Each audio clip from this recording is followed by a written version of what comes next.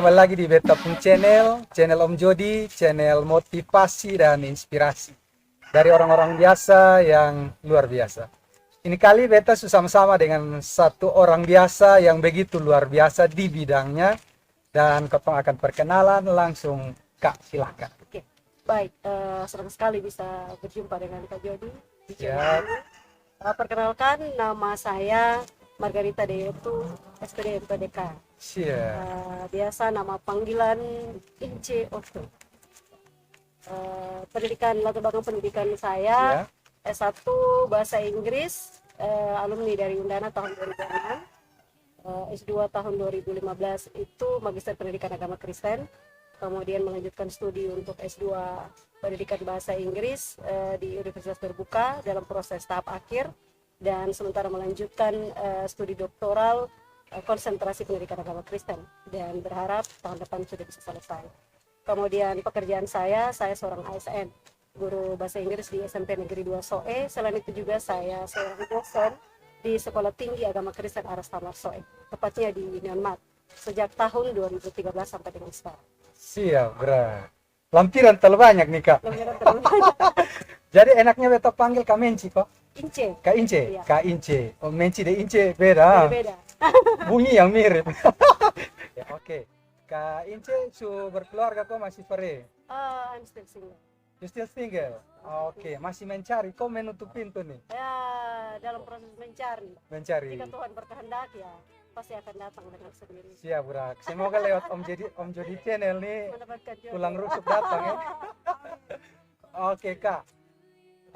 Beta dengar Kak nih seorang penulis buku, dan Kak lebih tertarik dengan hal-hal yang berbau budaya.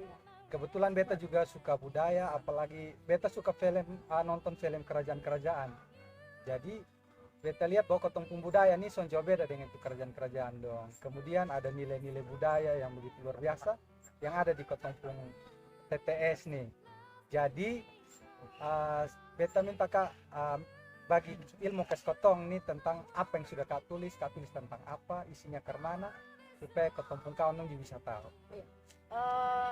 Saya menulis beberapa buku yang sudah diterbitkan, ada berupa budaya, dan lebih banyak itu memang saya membuat kajian tentang budaya. Sebelum diterbitkan dalam sebuah buku, saya presentasikan dulu dalam konferensi internasional bahasa-bahasa lokal.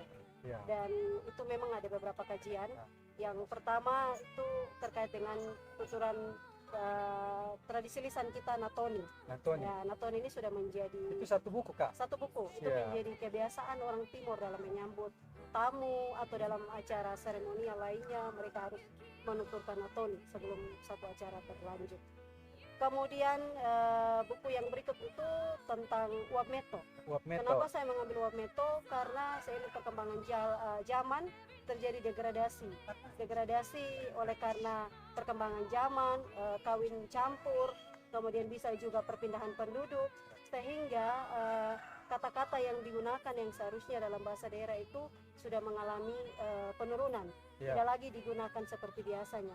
Okelah, setiap orang bisa berbicara dalam bahasa daerah menggunakan kata sehari-hari, tetapi dalam bahasa kiasan ataupun tuturan secara formal itu sulit untuk diungkapkan, ya, karena mungkin tidak terbiasa.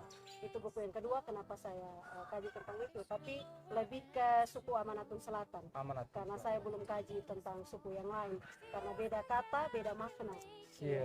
Kemudian buku yang berikut itu ada satu saya kaji tentang profesi keguruan adalah misi hidup. Nah, itu saya mengambil buku itu karena terinspirasi profesi saya sebagai seorang guru. Bagaimana saya menjalani profesi saya sebagai seorang guru, kalau hanya untuk lebih berorientasi kepada guru itu adalah profesi, ya belum bisa dapat. Tetapi kalau seorang guru memaknai bahwa profesi itu adalah misi, maka apapun pasti dia akan lakukan sampai akhir hayat hidup dia. Kemudian ada lagi satu buku, saya menulis biografi seorang orang di Soe juga, yang adalah seorang inovator, Bapak Cisbal, tentang dia dikenal dengan Bupati Pakan itu. Bupati Pakan. Kemudian dia juga punya inisiatif untuk mengembangkan apel. Jadi dalam buku itu saya kaji tentang bagaimana pertama kalinya dia boleh membudidayakan apel sampai sekarang, dan pada tahun 2024 itu kemungkinan itu menurut roadmap yang saya buat itu bahwa 2024 itu akan ada panen raya untuk 1.000 pohon yang ada di Togo 2024 dan diperkirakan itu bulan Februari. Ya, itu panen raya. Kemudian selain itu juga ada jurnal-jurnal yang saya presentasikan itu di International Conference Local Languages di Kupang, itu diselenggarakan Undana. Itu saya buat kajian tentang ada tentang makna asosiatif dari lagu-lagu daerah. Salah satu lagu yang saya ambil itu adalah lagu Usapi Tuntanoe. Lagu itu lagu khas kita orang TTS yang mungkin sudah jarang dinyanyikan. Itu lagu secara umum TTS ya. Tetapi saya coba kaji dari sisi makna. Jadi menggunakan makna asosiatif. Kenapa? Karena lagu-lagu daerah kita banyak menggunakan simbol. Seperti usapi ini kan pohon kusambi. Ya, itu arti dalam bahasa Indonesia kusambi. Kenapa orang Timur menggunakan pohon kusambi ini dalam bentuk lagu? Kenapa tidak menggunakan pohon mahoni atau pohon yang lain? Ya. Nah, itu yang saya kaji itu ternyata bahwa pohon kusambi ini memiliki beberapa keunggulan. Kalau zaman dulu kan mereka bisa menggunakan kayu ini untuk bisa membangun rumah, kemudian mereka bisa menggunakan untuk proses pengasapan jagung, dan juga ada ibu-ibu yang melahirkan itu mereka masih tradisional panggang menggunakan bara kayu kusambi. Jadi nilainya begitu banyak kuat, manfaat, banyak manfaat dari kayu kusambi itu. Kemudian saya coba memahami makna dari lagu Usapi Tuntanoe itu lebih ditujukan kepada pemimpin daerah. Jadi mereka menganggap bahwa pemimpin itu adalah orang yang kuat, orang yang mampu untuk melihat rakyatnya.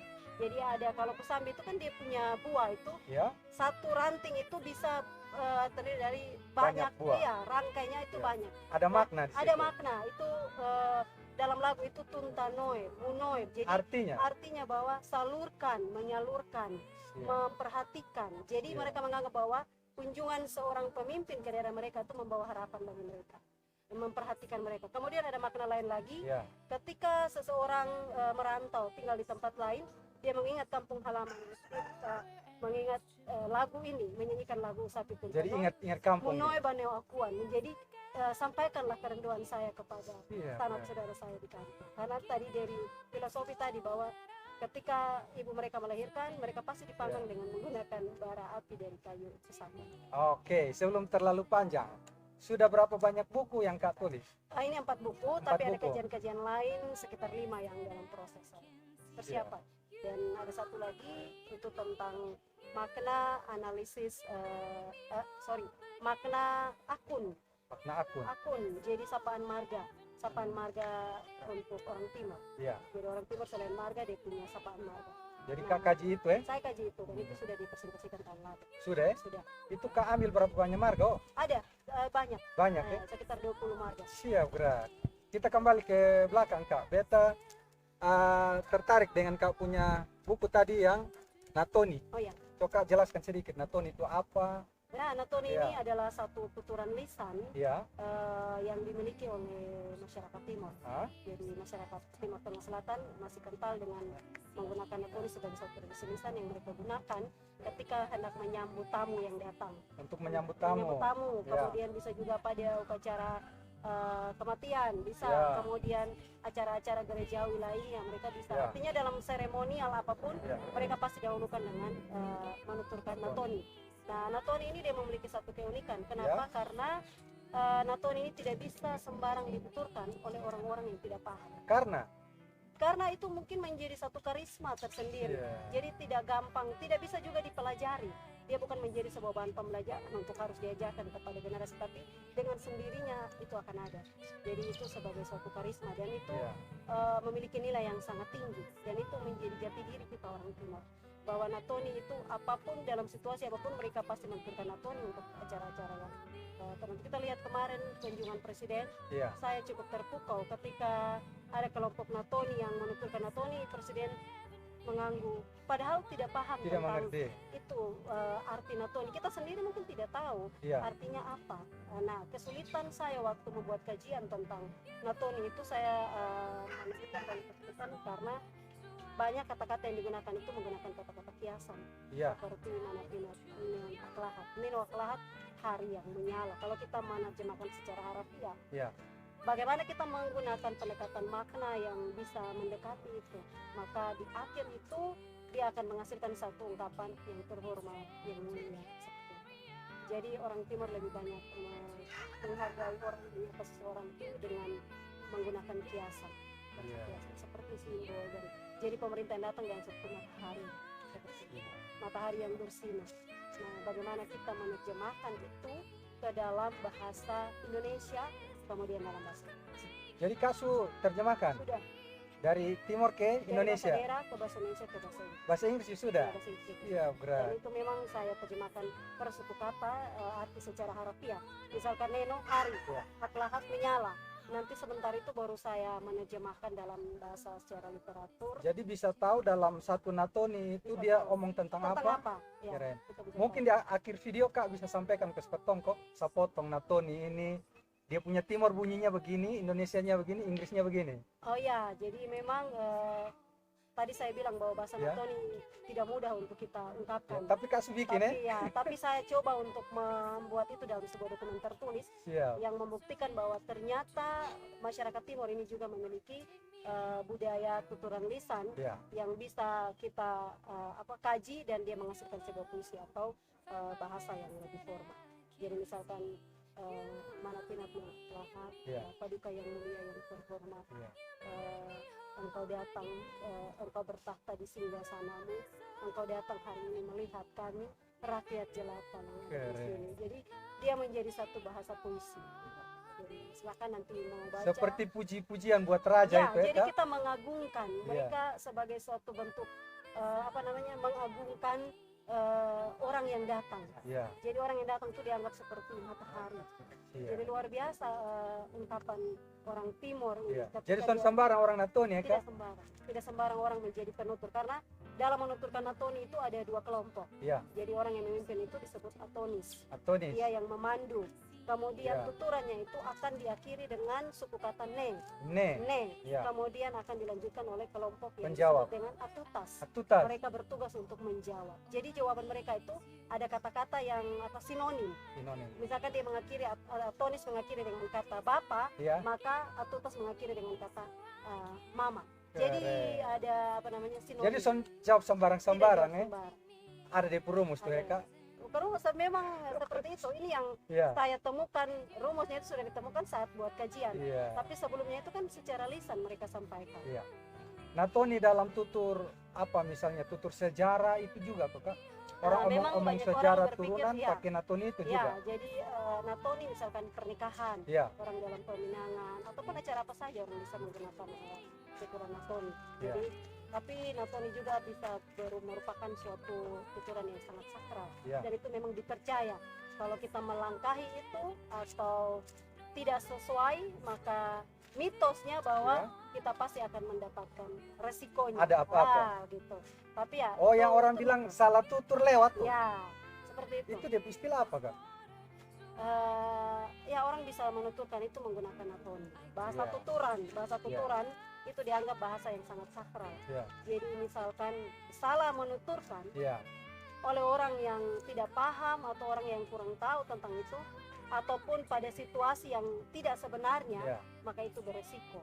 Iya. Beresiko. Dan itu memang dipercaya seperti itu. Beta sering dengar orang bertanding tutur. Ya. Itu ada kok Kak. Ada. Nah, eh, karena mau membuktikan bahwa yang benar nih ini. Ya, itu saya temukan waktu saya ke Sunu, puncak Gunung Sunu. Iya. Waktu itu saya memang mau ambil sedikit sejarah terkait Ya. dengan kenapa namanya Sunu.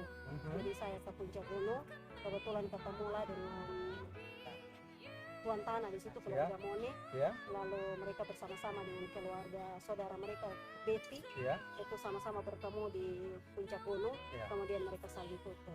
Oke. Jadi mereka saling tutur dan itu seperti ada tandingan tuturan. Tandingan Ya, tuturan. tetapi pada waktu itu memang lawan mereka, orang yang mereka undang tidak hadir. Iya. Jadi sepertinya memang Yesus mungkin tahu saja bisa juga tidak berani karena mungkin sudah salah atau bagaimana, Ya. tapi itu mungkin menjadi privasi mereka. Tetapi waktu itu memang saya ada, kepentingan saya hanya mau tahu kenapa namanya Suno. Iya. Jadi memang saya bertemu dengan beberapa tuada di situ Iya. yang mereka bisa mengukur. Jadi di atas puncak gunung itu mereka saling tutur. Jadi Oke. dari kelompok keluarga yang satu dengan keluarga yang lain, jadi berhadapan. Oke. Kita pindah ke buku lain. Oke. Wapmeto, Kak. Ya. Apa yang mau Kak sampaikan di dalam itu buku? Dalam itu buku saya mengkaji tentang kata-kata dalam bahasa daerah, Iya. kata-kata yang biasa digunakan, non formal, Dan formal. kemudian ke dalam bahasa formal dan ke dalam bahasa kiasan, kata kiasan. Jadi Ada pembagian. ada kelompok, saya mengelompokkan Iya. itu. Kenapa? Karena penggunaan kata ini kadang-kadang sudah tidak pada tempatnya. Ya. Ya, jadi kalau dulu orang menggunakan kata sonaf, Sonaf. sonaf itu hanya tempat tinggal raja. Ya. Waktu itu Kerajaan. itu Sonaf. sonaf. Ya. Tapi kalau dalam perkembangan sekarang, Ya. semua orang bisa saja menggunakan kata sonaf dalam komunikasi sehari-hari. Kerajaannya dia, Kerajaannya versinya dia. dia. Jadi dia dalam komunikasi sehari-hari dia bisa bilang kita mampir ke sonaf Sonaf. kamu sebentar. Jadi rumah satu air juga bisa jadi Ya sonaf. bisa, tergantung dari komunikasi dia. Padahal itu dulu Hah? hanya bisa sonaf yang orang tahu itu Khusus adalah sonaf ya ya, sonaf. tempat tinggal raja. Berarti ada penggeseran makna Penggeseran, begitu, Kak. bukan penggeseran makna, tetapi orang sudah menggunakan Salah penggunaan. salah penggunaan karena memang perkembangan zaman. Jadi Kak Son setuju deh itu. Bukan tidak setuju, Ya. setuju, tetapi kita perlu tahu Ya. bahwa memang penggolongan kata dan penggunaan itu harus pada tempatnya. Iya. Tetapi dia akan mengalami pergeseran, Ya. perubahan seiring perkembangan zaman. Tetapi perlu kita tahu bahwa memang dulu seperti kata apa ya? Kalau rumah, Iya. mungkin saya hanya bilang rumah saya. Iya. Ya, sekarang. Tapi kalau ada orang yang mau merendah, dia bilang mari kita mampir ke gubuk saya. Ya. Padahal rumah dia seperti istana. Iya. Nah, ini kan bahasa-bahasa kiasan yang Penggeseran orang makna. pakai. Nah, yang menjadi persoalan, apakah anak muda tahu bahasa-bahasa kiasan ini? Iya. Contoh kata sederhana, kita mau mempersilahkan orang untuk makan, Iya. mendorong untuk makan. Mungkin penggunaan kata atau kalimat dalam bahasa sehari-hari kita tahu, Iya. tetapi bagaimana kita mengungkapkan dengan menggunakan bahasa yang sangat formal Iya. atau bentuk kita menghargai apa? Misalkan kita mempersilahkan seorang raja atau bapak bupati misalkan mendaulat dalam bahasa daerah itu. Tingkat kesopanan Iya, berbeda. itu kan ada. Jadi bahasa daerah juga ada. Kata sehari-hari yang digunakan, kata yang non formal, formal dan juga ada bahasa kiasan. Jadi saya Apa? mengklasifikasikan itu. Siap, berat. Apa yang Kak takutkan dari Wapmeto ini Yang di saya- masa yang akan datang? Ya, dan kita mau tidak mau kita harus siap menerima tantangan ini. Ya. Karena memang bahasa dawan itu diperkirakan akan punah. Akan punah. Ya. Alasan punah karena kawin campur, Ya. kemudian kita tidak lagi terus sosialisasikan, kita tidak lagi menggunakan itu sebagai bahasa ibu kita karena kita sudah terkontaminasi dengan perkembangan zaman. Kemudian yang paling penting itu karena tidak mengintegrasikan di dalam konteks pembelajaran. Jadi kalau misalkan bahasa daerah itu diwajibkan untuk kita semua boleh pasif atau kita boleh aktif, tetapi kita harus tahu penggunaan maknanya. Kadang orang asal bicara tapi tidak tahu ini penempatan kata ini maknanya akan berarti apa. Jadi apalagi kita 3 suku, di dalam penggunaan kata itu juga harus berhati-hati. Kalau saya suku Amanatun, mungkin kata itu menurut saya itu kata biasa, sopan, tapi mungkin di suku lain kata itu tidak sopan. Tidak sopan. Nah, Oke Kak, jadi apa lagi yang pengen Kak tulis, bikin dalam buku, yang bikin Kak sementara tertarik betul-betul nih mau tulis, selain yang Kak Sebutkan bikin tadi. ini? Ya. Ya, ada lagi yang lebih menarik, Iya. itu seperti di masyarakat yang ada di Desa Santian. Ya. Ya, mereka masih punya lopo, Ya. kemudian ada lotengnya. Loteng. Itu pintu mereka itu biasanya punya filosofi tersendiri. Kalau menghadap ke timur itu marga yang mana, Oh. menghadap ke barat. Jadi ada cerita. Jadi lihat pintu saya sudah paham apa nih? Wih keren. Tapi keren. memang membutuhkan waktu Ya. ekstra untuk bisa- Proses panjang ya Kak. Keren, keren. Kemudian banyak sekali lagi yang ingin saya kaji, tapi Ya. memang terbatas dengan waktu. Saya coba pelan-pelan.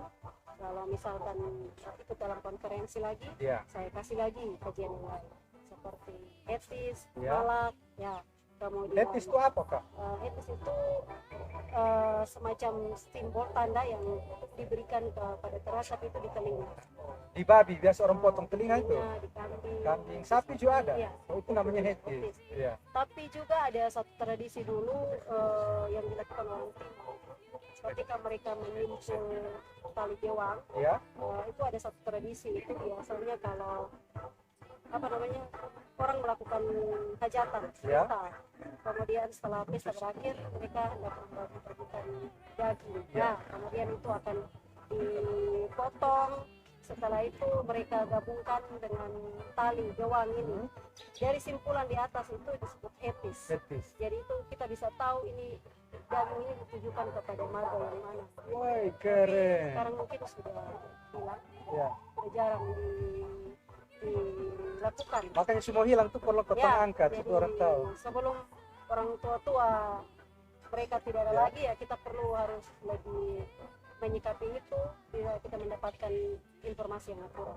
Siap, berat. Memang Timur Tengah Selatan kaya akan budaya, Ya. tetapi orang mungkin tidak terlalu hobi untuk buat kajian tentang itu karena itu waktu, tenaga, biaya, ya. Jadi bagi siapa saja yang mungkin terinspirasi Ya. atau termotivasi dengan kegiatan saya, silakan itu menjadi acuan referensi untuk bisa. Selain itu kak, pertanyaan berbeda. Kak, hobi apa selain menulis, membaca, bikin buku? Kak, hobi apa? Hobi ya, kalau menulis itu memang menjadi hobi saya. Ya. Jadi Olahraga.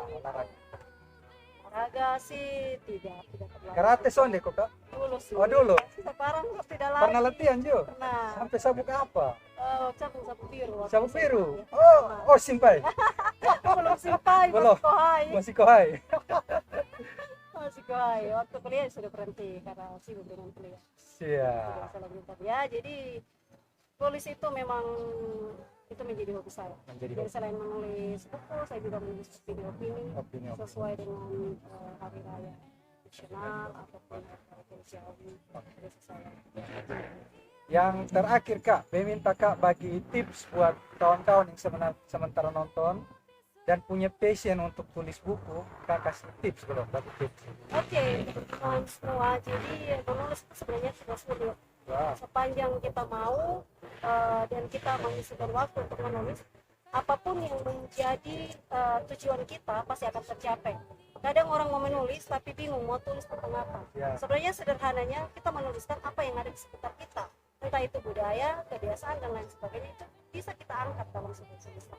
Nah, yang lebih rumit itu kalau misalkan budaya, kita harus temui narasumber yang bisa dipercaya untuk bisa menghasilkan satu tulisan yang maksimal dan berkualitas, apalagi terkait budaya, sehingga tidak salah dalam persepsi masyarakat terkait itu. Jadi sebenarnya menulis itu kalau kita sekali mencoba untuk menulis, pasti kita akan mau untuk terus menulis, sehingga akan banyak muncul ide-ide.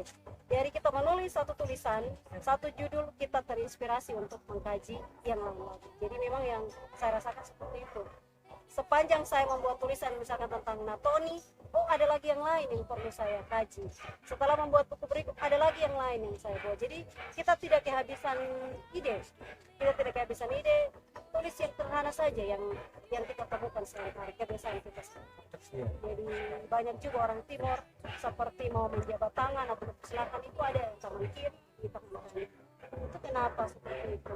Ada lagi yang lebih unik itu kalau bahasa daerah, pengucapan kata itu ada kata yang terjadi perubahan peralihan vokal. Ya. Jadi dua vokal itu selalu berurutan Siap. dalam pengucapan. Tetapi dalam tulisan pasti biasa, tapi dalam pengucapan itu perubahan vokal, peralihan vokal.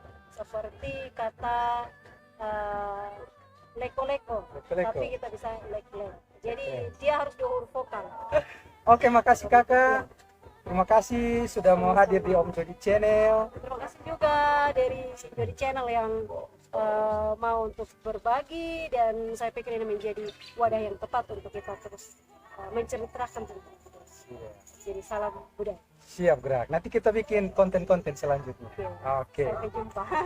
Oke teman-teman, itu dia Ketompung bincang-bincang dengan Kakak Nona cantik yang begitu mencintai budaya. Semoga apa yang Kotong bawa omong nih jadi berkah, jadi motivasi dan inspirasi buat kawan-kawan semua. Apabila konten ini bermanfaat, jangan lupa like, komen, dan subscribe di channel Om Jody. Sampai jumpa dan bye-bye. Salam budaya. Salam budaya.